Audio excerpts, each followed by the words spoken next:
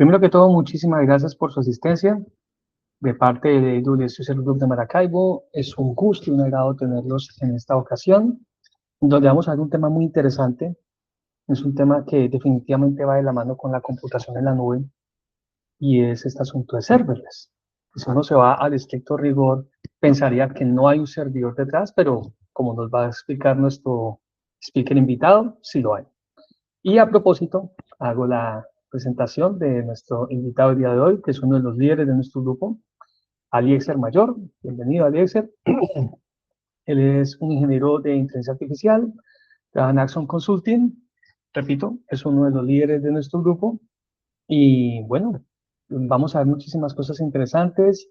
Vamos a tener un espacio al final de esta charla para las preguntas, para que por favor cualquier inquietud, duda que surja durante la charla, la pueden colocar en el chat y al final les daremos la debida respuesta. ¿Correcto?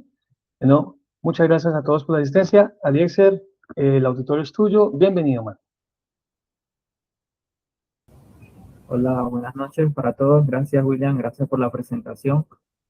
Primero que nada, un gusto compartir de lo que hemos aprendido y de lo que seguimos aprendiendo. Para los que vienen por primera vez y los que se conectaron la vez pasada, como lo dijimos, va a ser una vez al mes, pero va a estar siempre recargada y trataremos siempre de transmitir el mayor conocimiento posible en los 45 minutos o en la hora que tengamos. Entonces, sin más preámbulo, voy a compartir mi pantalla y me confirman si todo se ve ok. Correcto, se ve. Sí, listo. Bueno, en el día de hoy quiero compartir algo relacionado obviamente con Amazon Web Service, porque para recordarles, nosotros somos parte de los líderes que estamos impulsando el User Group de Amazon, de AWS User Group de Maracaibo. ¿Qué es esto? Pues una comunidad de aprendizaje, de conexiones, que gira en torno al aprendizaje, a la transferencia de conocimiento, principalmente en los servicios de AWS. Entonces, para esta charla, a mí me tuve la iniciativa de tomar el servicio AWS Lambda. Es lo que vamos a estar tratando de hablar hoy. Vamos a hacer un overview y al final una pequeña demo. Entonces, acerca de mí, puedo decir básicamente que actualmente trabajo como AI Engineer. He pasado por varios roles, obviamente para el que está en el mundo de desarrollo me entiende que dependiendo de la compañía siempre hay cosas nuevas por aprender y eso es súper espectacular. Pero también estoy juntamente con William y otros compañeros como liderando esta AWS User Group y en mis tiempos libres también me gusta crear contenido, principalmente de enseñar tutoriales técnicos, eh, alguna demostración en mi canal de YouTube. Me pueden encontrar en LinkedIn escaneando el código y ahí podemos seguir conversando sobre cualquier duda o pregunta que surja a partir de ahora. Entonces, en el día de hoy vamos a pasar por estos puntos, vamos a ver qué es un serverless, cómo funciona Amazon Web Services con AWS Lambda, eh, casos reales, arquitectura típica, ventajas y desafíos, buenas prácticas y finalmente la demo que tenemos preparada. Em, Como introducción a lo que es serverless, quiero nombrar 4 problemáticas que habían antes de que aparecieran la computación en la nube o antes de que aparecieran principalmente los serverless. Porque serverless vive dentro de la computación en la nube, pero serverless es algo que a partir de 2013 que salió este servicio de Lambda específicamente, empezó a curar muchos dolores de cabeza que surgían en el mundo del desarrollo, como comprar o arrendar servidores para X aplicación o MVP o POC o cualquier servicio que nosotros quisiéramos testear para que lo viese todo el mundo. Configurar infraestructura, obviamente la infraestructura forma parte de un campo de la industria del software y no es tan fácil hacerlo. Aún hoy en día, utilizando las IA, configurar infraestructura no es un desafío fácil, networking, permisos, VPC. Entonces, cuando aparecieron los serverless, también todo este problema que tenían los desarrolladores, principalmente para eh, dar el delivery de una aplicación, empezó a mejorar mucho los tiempos porque se ahorraban comprar más servidores y se ahorraban configurar infraestructura. También el escalamiento manual. Llega un punto en donde por crecimiento del software o del servicio, tenemos que escalar manualmente, ya sea vertical u horizontalmente. Y entonces con los serverless, esta problemática no se presenta tan directa.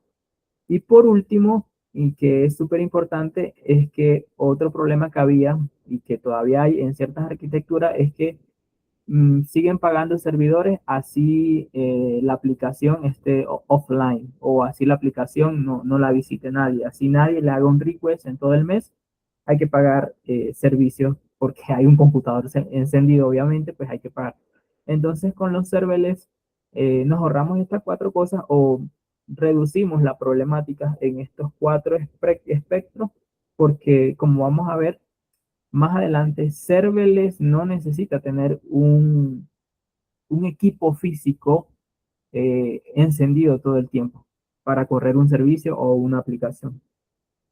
Bueno, antes de aclarar qué es un serverless, quiero decir que no es un serverless. Bueno, serverless no significa que no haya servidor.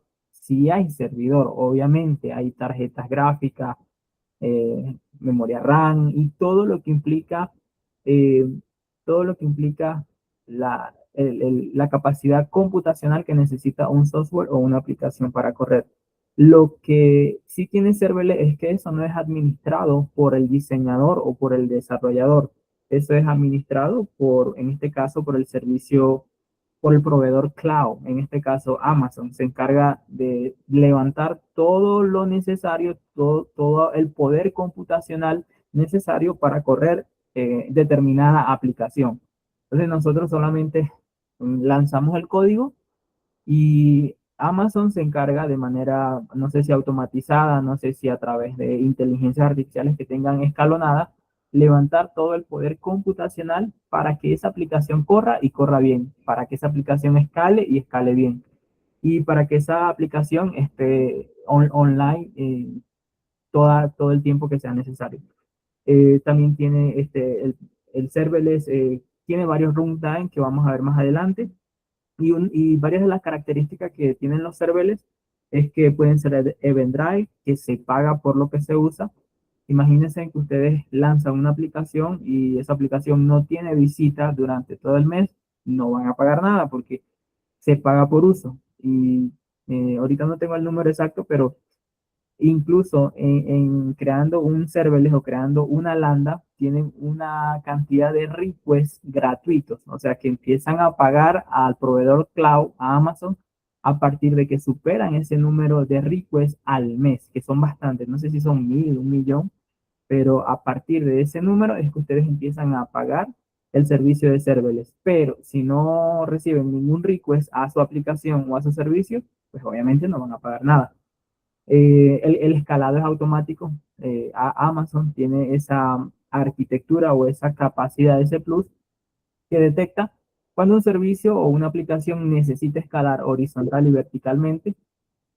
Y si ustedes configuran el escalamiento automático eso se llama este, grupo de, Autoescalante. Eh, grupo de escalamiento sí. automático, creo que se llama así, grupo auto-scaling. Autoescalante. Autoescalante. Auto-scaling. Si ustedes configuran eso, no se tienen que preocupar si de repente mañana su aplicación o su página pasa de tener una visita a tener 10 millones de visitas. Si configuran el auto-scaling group, eso no se va a caer nunca porque pues Amazon detecta por detrás que necesita otro servidor y otro servidor o otro servidor y va añadiendo a medida que vayan entrando requests a la aplicación o al servicio. esto es una verdad muy dura, pero pues hay que decirlo así, menos DevOps y como les dije al principio, el conocimiento de DevOps y de infraestructura no es algo que debemos dar por hecho los desarrolladores o, pues los que están en la etapa únicamente de desarrollar código, porque tiene su curva de aprendizaje y tiene también su, no sería su paradigma, pero su manera de organizar.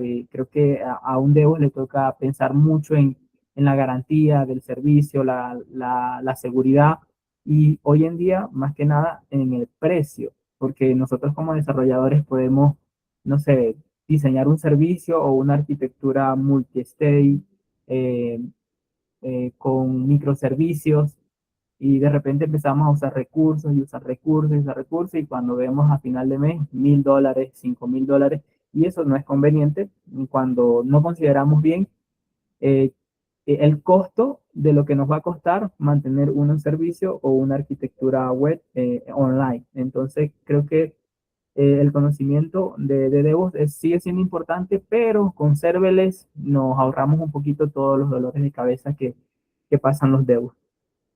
Bueno, un ejemplo típico de de un flujo de vida en una arquitectura serverless es, por ejemplo, cuando ustedes suben un archivo, hacen un login o envían un formulario o llaman una API.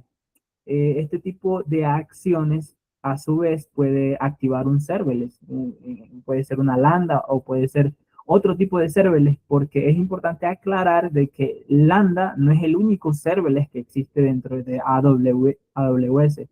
Hay hay otros serverless súper importantes, hay unos que son para orquestar, hay unos que son para hacer ETLs, pero el que hoy vamos a tratar es lambda y es uno de los más conocidos por su simplicidad, pero eh, este tipo de acciones o este tipo de comportamientos caben perfectamente en una arquitectura serverless. Es subir un archivo, que eso es como un evento, hacer un login también y como lo pueden ver en lista. Bueno, ahora sí entrando en el serverless que nos interesa conocer hoy es Lambda. Es uno de los serverless más utilizados.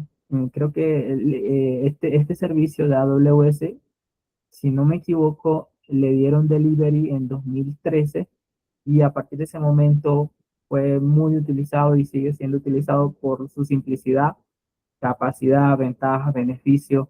La curva de aprendizaje es bastante aceptable. Para los que no sepan nada de Lambda, pueden hoy mismo hacer su Lambda, deployarla y empezar a testear. Y sobre todo, creo que es importante el costo, ¿no? Que solamente el cliente o la persona que diseña la arquitectura paga por lo que se usa. De resto, no tiene que preocuparse más. Entonces, AWS Lambda es un servicio que ejecuta código sin administrar servidor, como lo dije al principio. Independientemente de la capacidad de cómputo o de la capacidad de memoria que ustedes necesitan, eso lo va a gestionar Amazon. Nosotros solamente nos encargamos de diseñar el código y la lógica del negocio y lanzar el servicio y Amazon después se encarga por detrás cómo garantizar de que la lógica o el flujo de vida de cada request empiece y termine successful. Para diseñar funciones lambda o para diseñar lógica utilizando el servicio lambda podemos utilizar los lenguajes Python, Node.js, Java, C Go y Rust, Rust and Rails. No sé si habrán agregado otros, pero hasta ahora esos son los más comunes y los que más se pueden utilizar dentro del template de una función lambda. Bueno, ¿cómo funciona una función lambda? Podemos encapsularlo en cuatro pasos. Primero ocurre un evento. Normalmente cuando diseñamos una función lambda, eso está en un estado de reposo o estático, esperando siempre un evento. Que un evento puede ser, más adelante lo vamos a ver al detalle, pero lo voy a decir acá porque es importante para ver el flujo de vida de cómo viaja un request en una arquitectura lambda. Un evento puede ser cargar una imagen, actualizar un campo en una base de datos, crear un archivo en un S3 o otro evento que, que cambie el estado de algo que estemos monitoreando. La función lambda se ejecuta, procesa toda la lógica del negocio, toda la lógica del código que nosotros diseñemos dentro de esa función lambda y finalmente trae un response. Bueno, cuando necesitamos que la función lambda se ejecute a partir de ese evento, normalmente a ese evento se le llama trigger. Y como lo dije anteriormente, un trigger puede ser una llamada a una API, en este caso API Gateway, puede conectarse con la lambda y cada vez que se reciba un request por una cierta IP, una cierta IP o un cierto dominio, esa API Gateway puede llamar a la lambda y decir, ejecútate a partir de aquí porque recibió un request. Pero también puede ser cuando se sube un archivo a un S3, como sabemos, o los que saben, un S3 es un storage muy parecido a un Drive, que allí podemos subir fotos, video, archivos de texto, PDF. Entonces, este tipo de arquitectura es muy este tipo de trigger es muy, pero muy común porque cuando normalmente ustedes, incluso cuando hacemos un proceso de login o un proceso de submit, siempre recibimos una confirmación a nuestro correo. Esa confirmación que ustedes reciben a su correo al hacer un submit o una suscripción puede, muy probablemente lo haga una lambda. Cuando recibe el evento de modificación, ya sea una base de datos o en un storage, activa la lógica y la lógica es enviar un correo electrónico.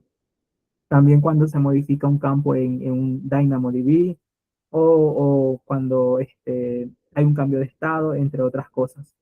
Y otro servicio muy utilizado juntamente con las lambdas son el servicio de cola SQS.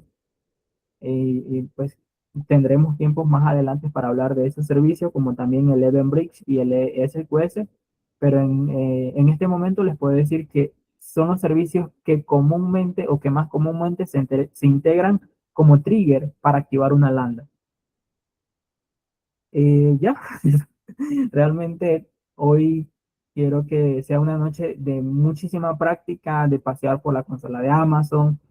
Es un tema muy amplio que obviamente lo vamos a tratar de repetir quizás en las próximas mirad, pero también a mí particularmente me gusta que las personas vayan adentrándose y aprendiendo, haciendo cosas o viendo cómo otras personas las hacen para posteriormente replicarlas dentro de su cuenta de Amazon.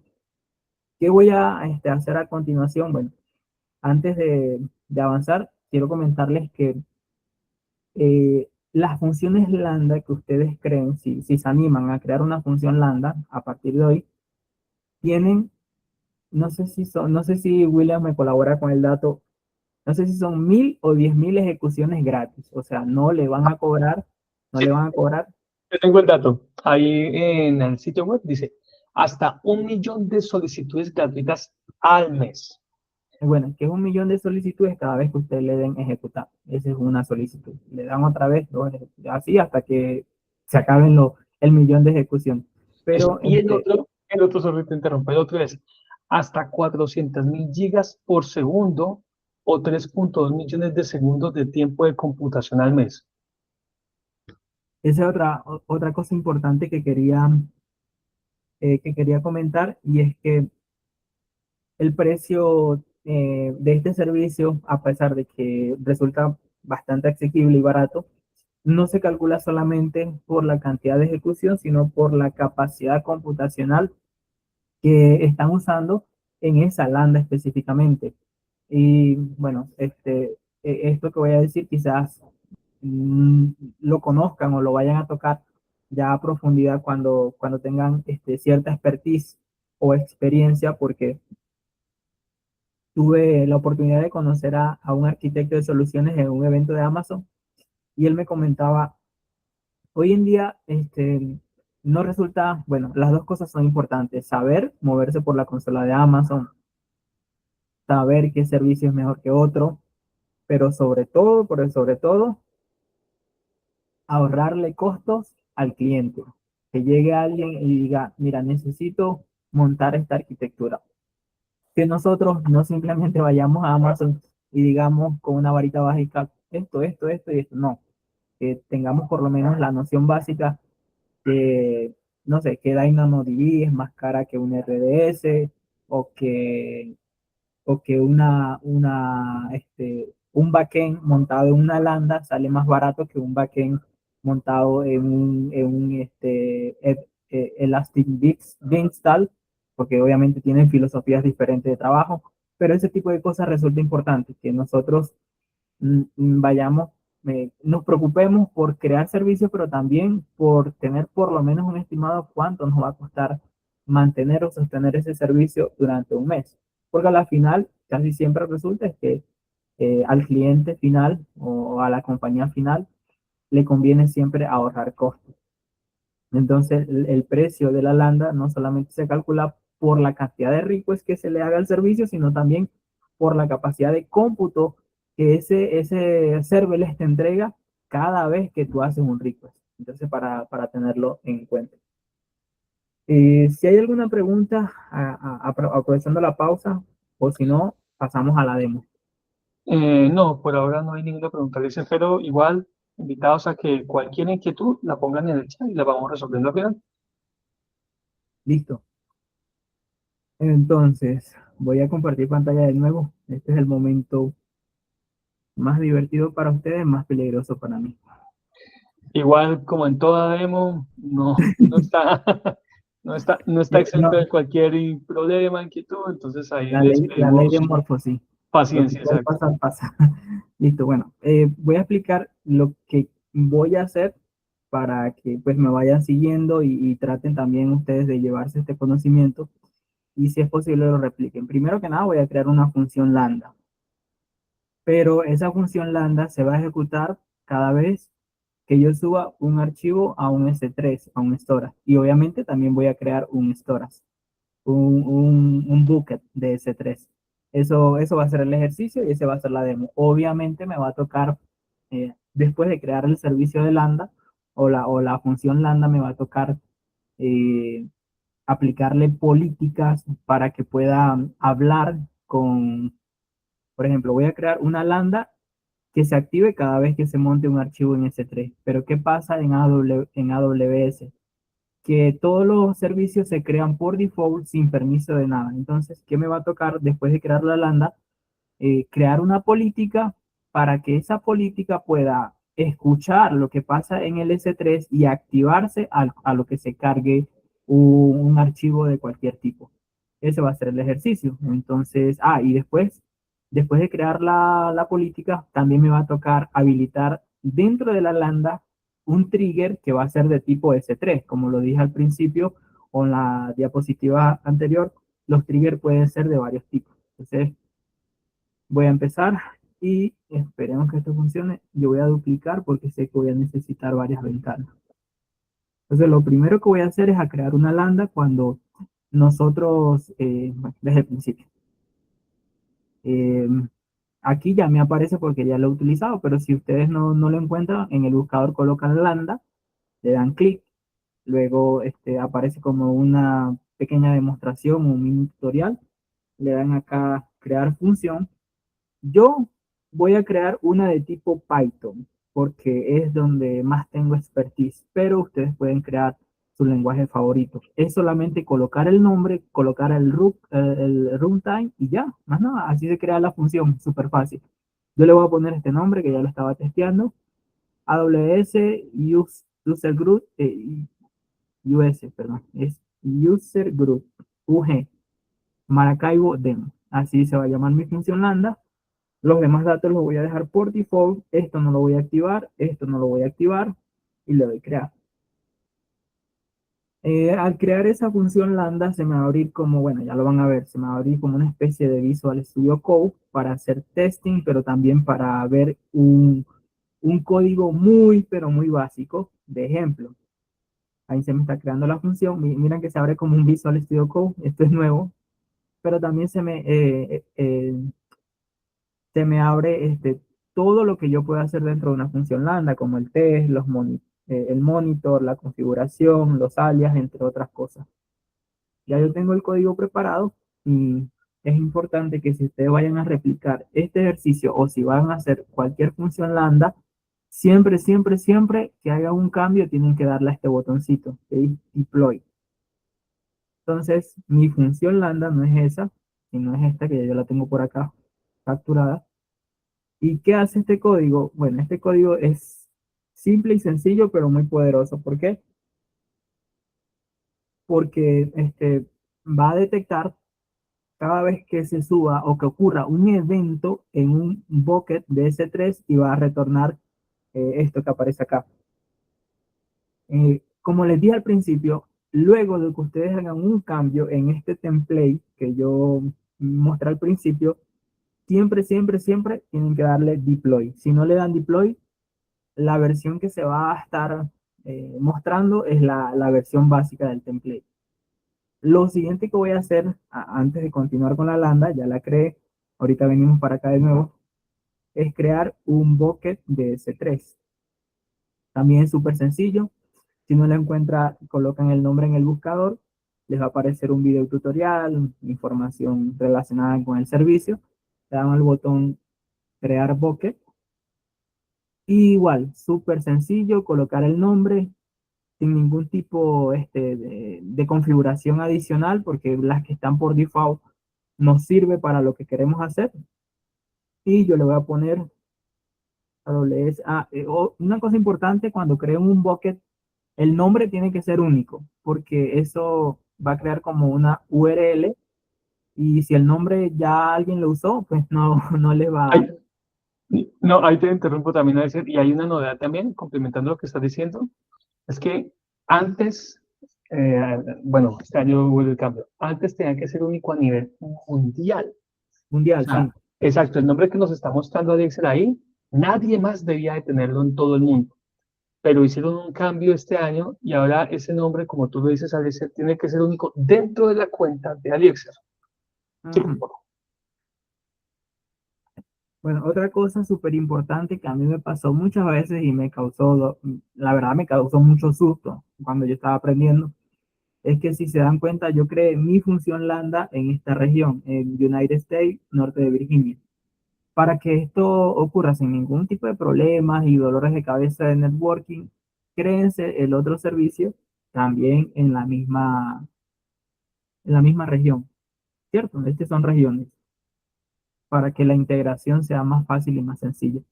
Entonces, aquí pues, es colocar el nombre del bucket. Yo le puse AWS, AWS, bueno, vamos a hacerlo más descriptivo. mientras tú colocas ahí, un paréntesis, la infraestructura global de AWS se divide en regiones, como nos está mostrando Alexia. Hay distintas regiones y siempre le recomiendan a uno, como tú nos lo decías, seleccionar la del norte de Virginia, que es la primera.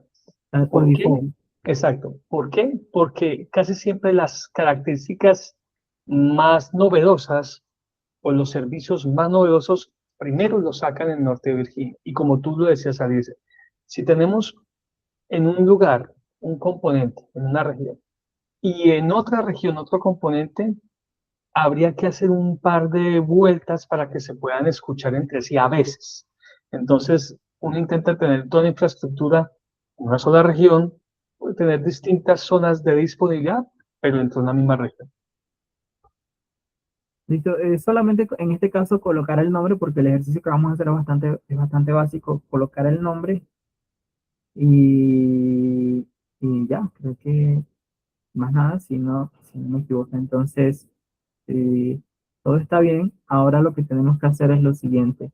Dentro de la función lambda, en la solapa de configuración, nosotros tenemos que agregar una política, y que es una política, quizás lo vamos a ver más adelante, una política para que estos dos servicios, tanto el S3 como la lambda, puedan hablar entre sí, o más puntualmente, para que la lambda pueda escuchar lo que pasa en el servicio de S3.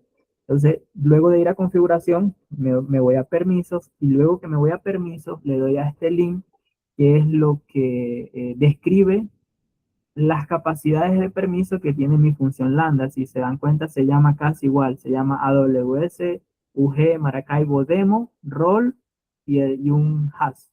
Entonces, mi lambda se llama así. Y mi rol se llama casi como la lambda, pero en este caso lo voy a modificar. ¿Por qué lo voy a modificar? Porque en este momento mi lambda no puede escuchar lo que pasa en el S3. Y para esto llego a esta ventana de permisos y la forma más fácil es dándole añadir permiso, pero añadirlo no como política, sino como la segunda opción que dice Create Online Policies. Eso me va a abrir una ventana y dentro de esa ventana puedo o debo colocar en la forma JSON y después de abrir esta, como decir, este editor, aquí tengo que poner mi política. Ya yo tengo la política para no perder tiempo. Entonces lo que voy a hacer simplemente es copiar y pegar. Por aquí por encimita les puedo decir que esta política lo que me va a permitir hacer es escuchar los cambios que hayan en este bucket. En este caso no se llama así, ya yo le cambié el nombre. Se llama AWS UG Maracaibo S3 Testing. Ustedes pues, hoy en día se pueden apoyar, esto antes era muy complicado, lo confieso, pero hoy en día se pueden apoyar mucho en Cloud, en GPT, en Gemini, para crear políticas. Sencillamente le frontean, necesito que una lambda pueda escuchar lo que pasa en un RDS, ayúdame a hacer una política inline policy. Y pues le va a redactar un JSON con todo lo que necesita tener la política y ya, y ustedes se encargan de es solamente cambiar el nombre del servicio o del recurso con el cual quieran establecer la comunicación y ya. Luego sería, a esta política hay que colocarle un nombre. Entonces, luego de colocar el JSON, es siguiente y le colocamos un nombre como, mira, ya lo estaba probando, le ponemos lambda S3 MyBucket. Esta política va a quedar automáticamente atachada a mi lambda. Y ya a partir de este momento, todo lo que ocurra en ese bucket, ¿en cuál bucket? En este bucket, porque fue el que, recuerdan, el que coloqué dentro del JSON. Todo lo que ocurra en este bucket lo va a escuchar mi lambda. Y como mi lambda tiene un código que por acá lo mostré, tiene un código muy simple, pero muy poderoso. Cuando él escuche ese evento, va a activarse y va a retornar un 200. Ahora, si yo trato de probar esto, sencillamente sería irme al bucket y subir un archivo, pero eso no me va a funcionar porque también necesito hacer un tercer paso. ¿Y cuál es el tercer paso? Eh, Activar el trigger dentro de la lambda. Como les dije en la diapositiva, los triggers son los activadores de las funciones lambda, son los que él puede escuchar, o la lambda puede escuchar para ejecutar el código. Entonces, es muy simple, es irse a configuración, irse a trigger, añadir trigger. Como ya yo creé mi servicio, aquí me debería aparecer un listado, bueno, tengo que poner S3 para que me filtre, y aquí me debería aparecer un listado de los buckets que yo tengo creado. Como solamente tengo creado un solo bucket, pues me aparece uno solo, pero es el que yo necesito, que se llama AWS UG Maracaibo S3 Testing. Acá le pongo que cualquier cosa que pase en ese bucket sea el disparador de mi función lambda. Y esto es súper importante que lo chequemos porque si no, no va a funcionar el ejercicio. Entonces le damos añadir y en teoría toda la arquitectura debería estar funcionando, pero me voy a permitir primero que nada hacer un testing muy básico para comprobar que está funcionando y para demostrarles a ustedes cómo se puede ¿Cómo podemos validar que la función lambda se ejecutó o no se ejecutó? Ahí dentro de toda esta ventana con muchos botones, hay una parte que dice monitor dentro de la función lambda. Y dentro de esa parte que dice monitor, hay, hacia la derecha hay un botón que dice View CloudWatch Log.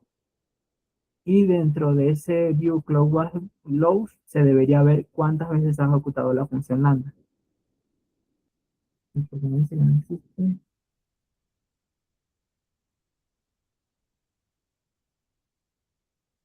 Vamos a ver otra vez.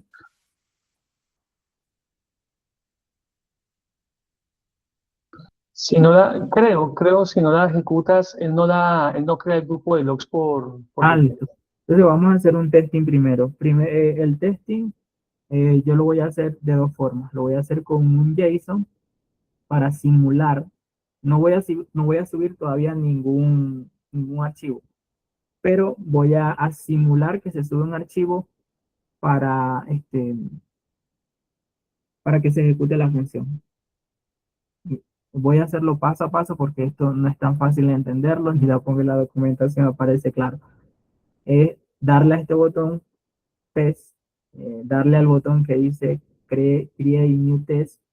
Aquí hay que colocar un nombre, el que ustedes quieran, test 01. Eh, Como yo quiero hacer una prueba y no quiero hacer la prueba que me aparece aquí por default, sino una prueba que ya yo pues, busqué, es guardar este JSON y darle a guardar y luego a invocar. Esto va a ser un output y va a ser 200. Y ahora sí me debería aparecer que se ejecutó la lambda.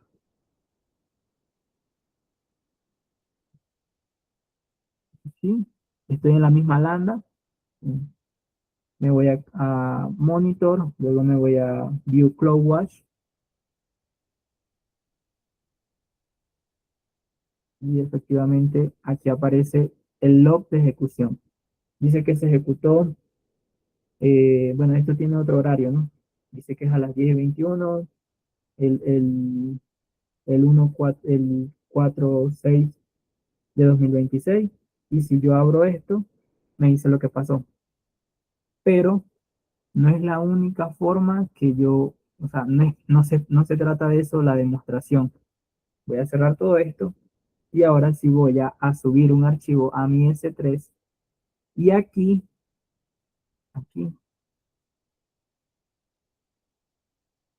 aquí me debería aparecer otro log. Y ese va a ser la demostración de que mi función lambda se ejecuta a partir del trigger. Me voy a mi S3. Aquí está mi S3, a mi S3 o bucket, como ustedes le quieran llamar. Aquí le doy bueno, acá está mi S3, entro a él. Aquí le doy upload, que es cargar archivo. Le doy a la parte de acá que dice añadir file, add file, y me llevo para allá cualquier documento. Me llevo este documento que es de tipo PDF, lo abro y le doy subir. Cuando eso se termine de subir, la función lambda en teoría debió ejecutarse. Si le doy aquí a actualizar, no, vamos a verlo otra vez desde aquí. A veces se pega. Monitor, abrimos otra vez el CloudWatch.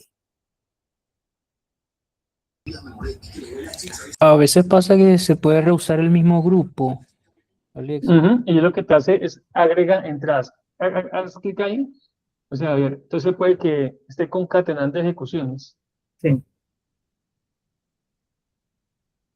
Mm.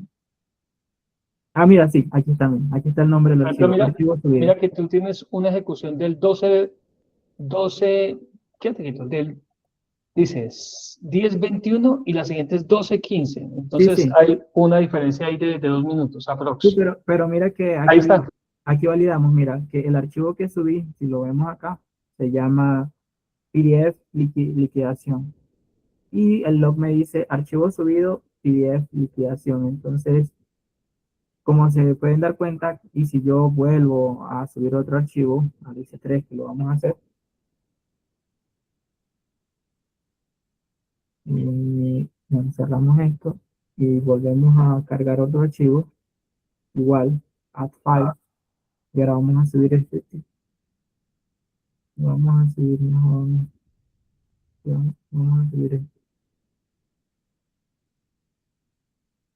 Va a tener un nombre todo raro, pero pues ahí nos vamos a dar cuenta. Le damos subir,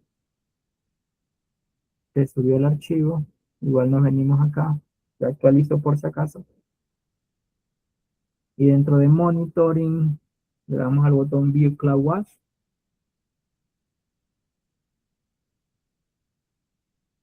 y lo siguen tocando aquí, pero miren, archivo subido y aparece todo ese nombre que es .pdf, el que acabamos de subir acá.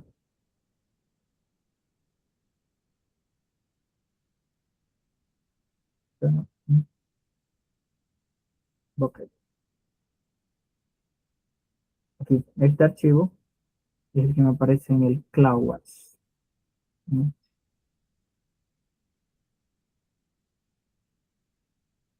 Entonces, chicos, hasta acá la demostración. Me parece súper, me pareció a mí, más que darle teoría que seguramente la encuentran y la digieren mejor utilizando un GPT como Cloud, como ChatGPT, me pareció darles un paseíto por estos dos servicios y por la consola, aclararle lo que necesitan, como añadir los roles y permisos, activar los triggers, y forma parte de toda la curva de aprendizaje que seguramente o ya pasaron o están pasando, pero que nada, pues la intención es esto, compartir el conocimiento. Y ahora sí, si hay alguna pregunta, sugerencia, duda, me gustaría escucharlo.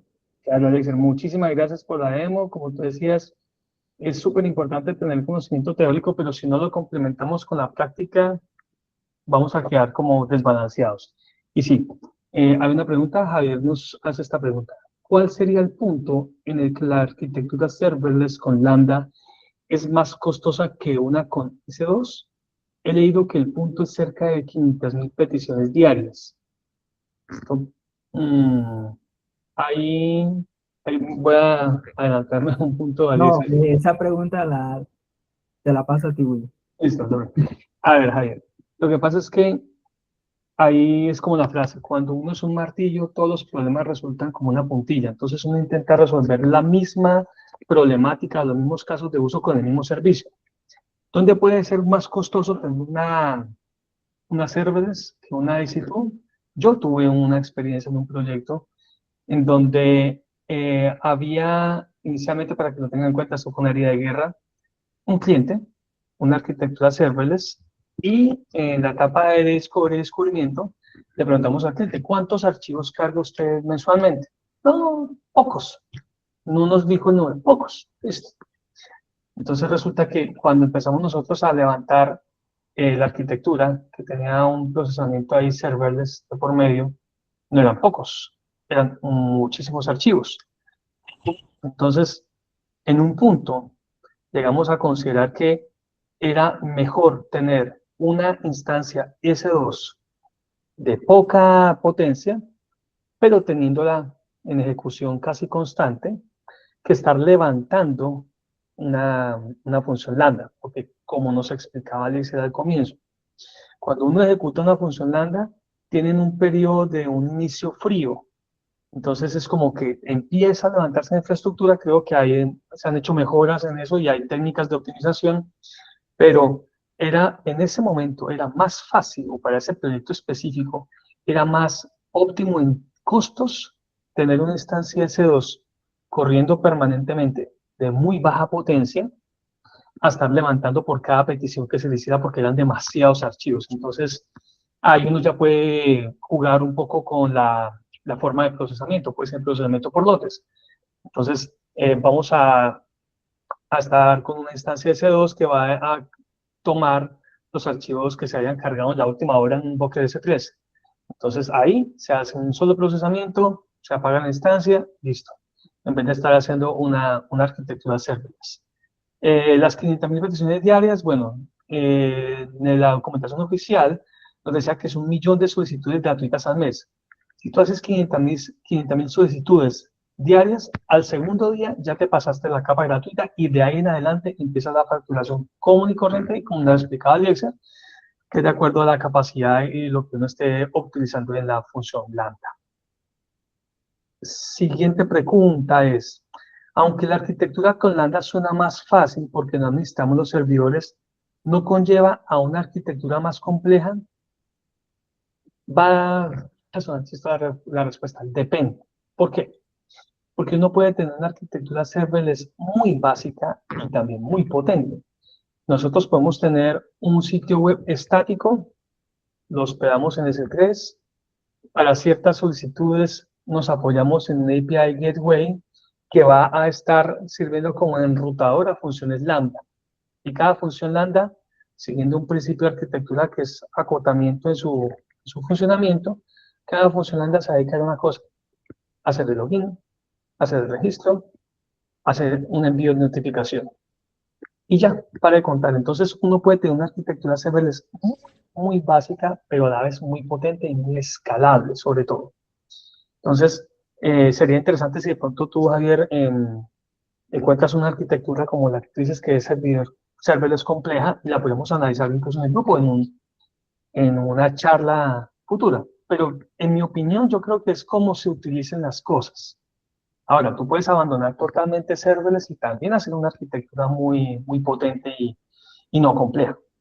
También las he visto. Yo creo que una de las cosas negativas de la arquitectura serverless es, no sé si eso ha cambiado, William, hasta hace un año, quizás 2 años, el tiempo de ejecución máximo de una lambda eran 15 minutos. Entonces, en cargas de trabajo que son prolongadas, como por ejemplo los backups de los bancos o las migraciones frecuentes que hacen ciertas compañías, eh, utilizar solo o una arquitectura lambda, una arquitectura con serverless de tipo lambda básica y simple, no resulta muy ideal. Pero yo no sé si eso cambió.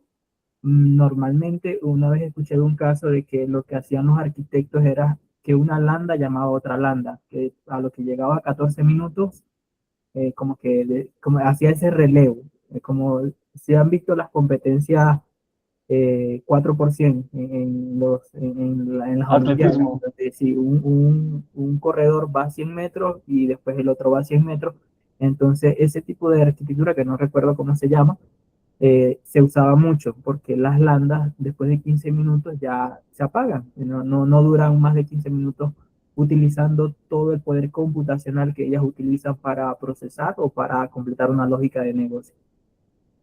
Yo ahí complemento lo que dice Alex, dependiendo de lo que esté haciendo la lambda. Si es una lambda que está dedicada a un procesamiento de datos y es una tarea fuerte, no es un mapeo de campos básicos, sino que necesita hacer algo más fuerte, puede ser que sea más óptimo en tiempo y costos un job de glue. Un job de glue donde uno puede levantar mucha más una infraestructura, más paquetes, más Que también es cosas. un serverless, que también es un serverless, ¿cierto? Entonces, como levanta, pero tiene la facilidad de que puede superar ese tiempo de espera y es muy potente. Entonces, es como un trade-off, un intercambio. ¿Qué quiero yo? Quiero que se ejecute rápido, tengo que meter más potencia, no necesito tan tiempo real, me puedo esperar un poquito, entonces me voy por otro camino. Carlos nos comenta, y eso aplica a todo, no solo a las funciones, también para las secrets, etcétera. Creo, si no me equivoco, Carlos, me corriges, que fue cuando estamos hablando de las regiones. Es importante, sí fue ahí, Carlos, ¿cierto? Cuando estamos explicando sobre la función. Exacto, súper. Entonces, cuando uno está diseñando una arquitectura, hay servicios que son transversales a las regiones. Por ejemplo, un usuario IAM, o como la política que tú nos estabas demostrando, Alexer, es serverless, perdón, no, es regionless, no es acotada a una región, porque yo no tengo ese usuario amarrado a una región. CloudWatch. CloudWatch uno puede ver los grupos de logs, lo puede uno ver las métricas de mucho. Pero lambdas, RDS, que son los servicios de bases de datos relacionales, instancias S2, hay una serie de servicios que sí están acotados a una región. Y ahí es donde uno empieza a jugar con que una región puede tener varias zonas de disponibilidad. Entonces es muy importante, si yo quiero utilizar algo que está en una región y cometí el error y la otra cosa la creé en otra región, mira si la puede levantar en la misma región o empieza a manejar tráfico entre regiones que puede acarrear unos costos adicionales. Tener bien estandarizado el tema de la región en la que se está trabajando. No solo es estándar, sugerencia por experiencia personal. Cuando lleguen a un proyecto o lleguen a una empresa, pregunten qué políticas tienen. Políticas para los ciclos de vida de datos, política para la nomenclatura de los servicios, política para los despliegues. Y si no las tienen, ustedes las pueden proponer. Lo que Alex nos estaba mostrando cuando ponía el nombre del bucket. Mira, este es el nombre, AWS, UG, MSBO, el servicio. Entonces uno le puede decir al cliente, mira, vamos a identificar que los componentes de la infraestructura van a desplegarse siempre con este prefijo, guión, el tipo de servicio, guión, ahí los he visto, centro de costo, parte o división de la empresa de responsable o propósito del proyecto. Entonces uno también puede proponer esos estándares.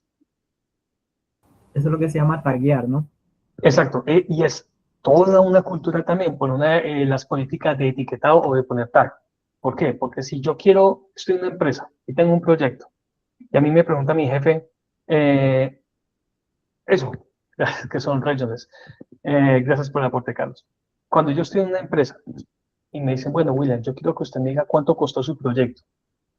Si yo he utilizado, como dice Alex, una buena política de etiquetas, yo puedo irme al Cost Explorer, le filtro por la etiqueta que diga proyecto igual ETL, y él me va a decir todos los servicios cuya etiqueta con el key, proyecto y valor ETL están agrupados. Pero si yo no tengo eso, olvídate. O sea, empieza uno a adivinar cómo se llamaba mi instancia, cómo se llamaba mi función. No, la idea es que uno pueda ahorrarse. O sea, a AWS le da a uno muchas herramientas. Es saber que existen y saber cómo utilizarlas. Regionless, hicieron una pregunta. Yo tengo entendido que es como permisos en una sola región. No, que no están acotados a una región. O sea, por ejemplo, si tú, no sé si puedas compartir de nuevo tu pantalla.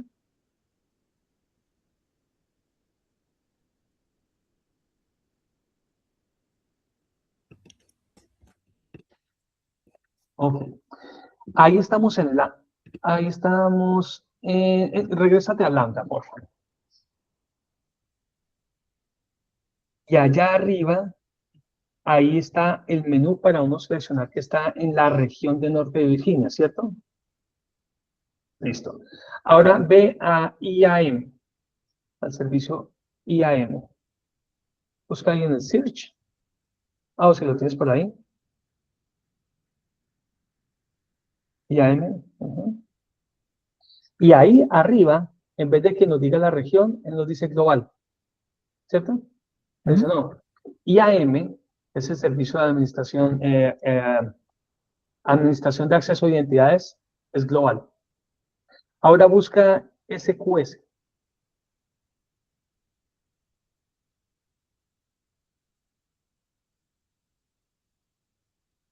Ese servicio está acotado a una región. Sé que cuando estamos viendo el IAM, los nombres de las regiones tienen un candado a la izquierda. Dicen, no, usted no puede cerrar IAM a una región. Es decir, IAM es regionless, no está amarrado a una región.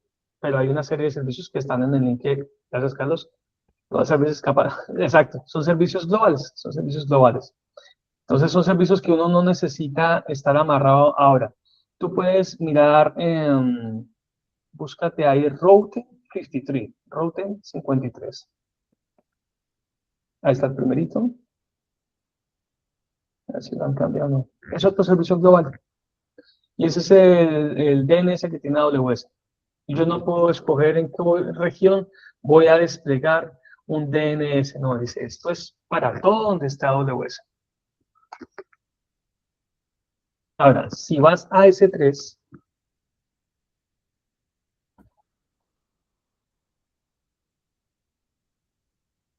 él sí te dice que está para una región.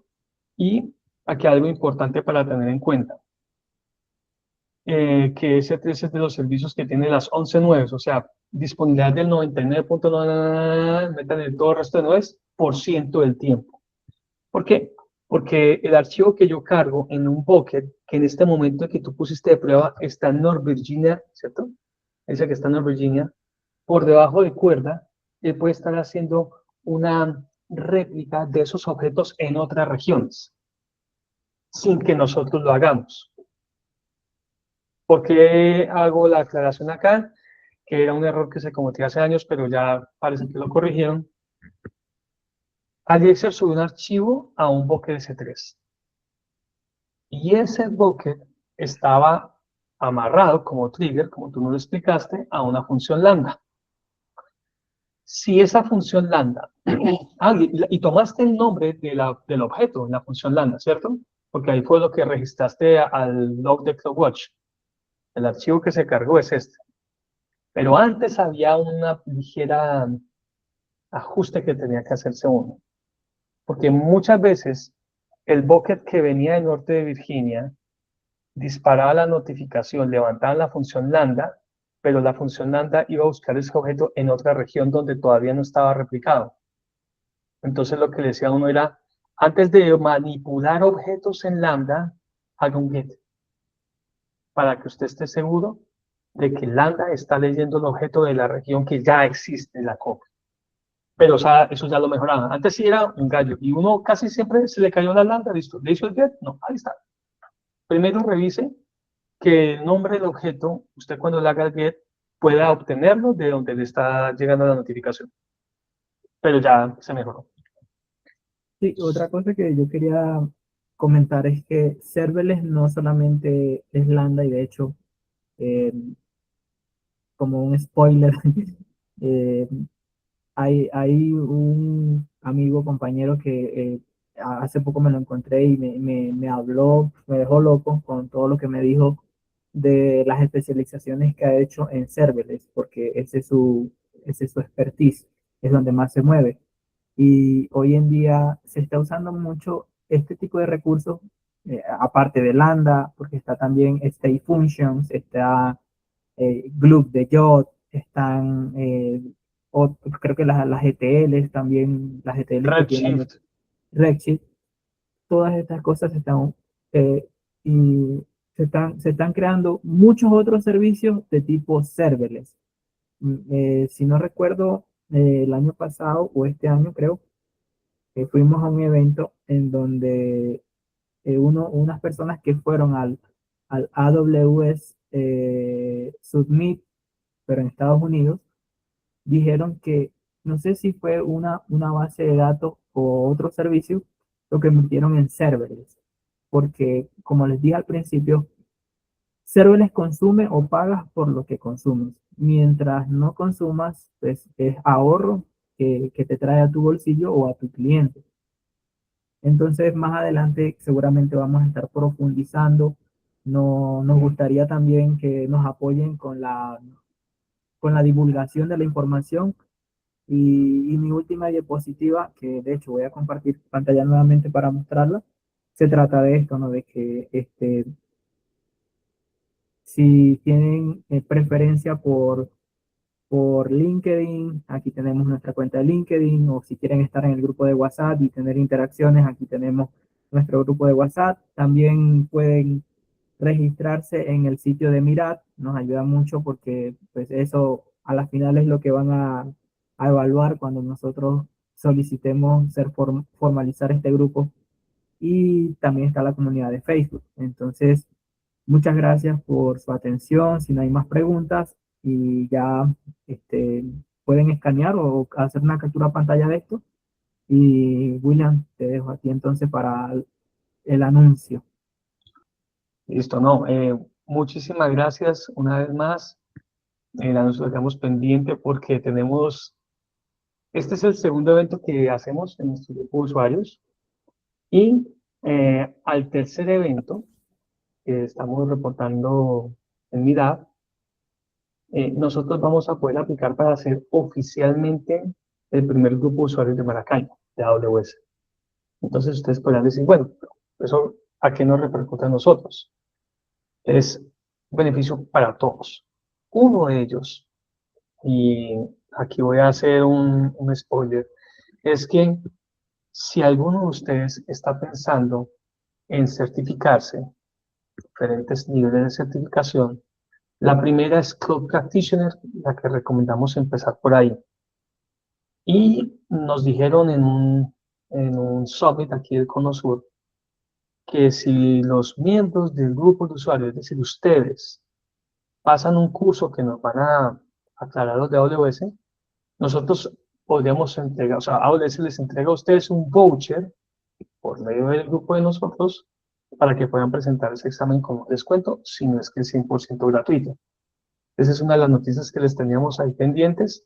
Tenemos que esperar más información y sobre todo tenemos que hacer un tercer evento, esperamos nos sigan apoyando para que ya podamos formalizar nuestro registro como grupo de usuarios de AWS. ¿Qué otras cosas? Vamos a poder hacer workshops en los que nosotros vamos a decir, mire, señores de AWS, tenemos registrada tanta cantidad de personas y nos gustaría hacer este workshop. Entonces, como ya seríamos un grupo oficial de AWS, ellos nos van a entregar cuentas en donde vamos a poder experimentar sin cargo para ninguno y aprender. Entonces, y esas son algunas de las muchas ventajas que se vienen cuando ya seamos un grupo oficial y esperamos contar con su apoyo para entonces. Sí, también por ahora nosotros estamos haciendo las miras virtual, pero creemos que en los próximos meses, no sé cuándo, podamos hacer una presencial y poder reunirnos en un espacio donde podamos proyectar, donde puedan asistir cómodamente para ver esta charla y esta demostración o algo parecido y forma parte de lo que nosotros buscamos y queremos, que es impulsar la transferencia de conocimiento, hacer networking. Para nadie es un secreto pues que Maracaibo y Venezuela, pero Maracaibo específicamente está se están dando cambios positivos y cuando el aparato de desarrollo tecnológico empiece a funcionar normalmente como lo era antes, cuando estaban las transnacionales, las petroleras, y necesiten infraestructuras y necesiten crear arquitectura, les aseguro, y esto sin ningún tipo de, de magia, y no hay que ser científico para predecirlo, les aseguro que cuando necesiten especialistas en AWS, lo primero que van a hacer es buscar en Mirat o buscar quienes han trabajado con estas tecnologías, quienes están metidos en la industria del cloud computer, específicamente de AWS.